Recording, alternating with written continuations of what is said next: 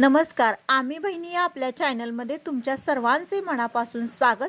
तर बघू शकता आज आहे उत्सवाचा 4था दिवस. तर मी तुम्हाला सांगितलेलं की रोज मी व्हिडिओ शूट करेन आणि आपल्या ह्याच्यावरती चॅनलवरती अपलोड करेन. पण खरंच मैत्रिणींनो सॉरी, कारण मला जरी मी व्हिडिओ शूट करे तर मला एडिटिंग करायला मिळालं नाही.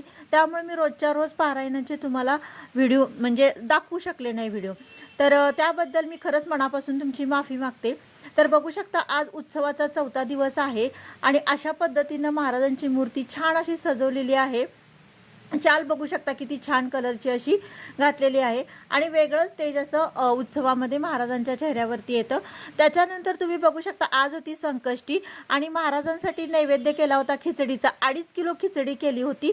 म्हणजे नैवेद्य पण होतो आणि ज्या आपल्या बायका म्हणजे ज्या आपल्या मैत्रिणी, ताई, दीदी, मावशी पारायणला ज्या बसलेल्या असतात ना, तर त्यांना आपल्याला खिचडीचा प्रसाद देता यावा ह्यासाठी 2.5 किलोची खिचडी केली होती. आणि बघू शकता सगळ्या अशा डिशेस भरलेल्या आहेत. एकत्र डिशा भरून मग सगळ्यांना पोती, जिथं पोती वाचलेल्या बसलेल्या असतात ना बायका, त्यांच्या इथं एक एक डिश अशी ठेवतो.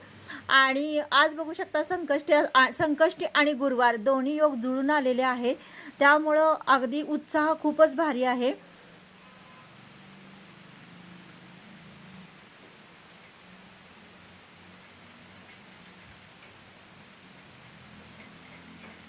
तर बघू शकता सगळ्या जणी आपल्या छान आवरून लगबगीने पोथी वाचनासाठी आलेल्या आहेत आणि छान असं नामस्मरण त्यांचं चालू आहे.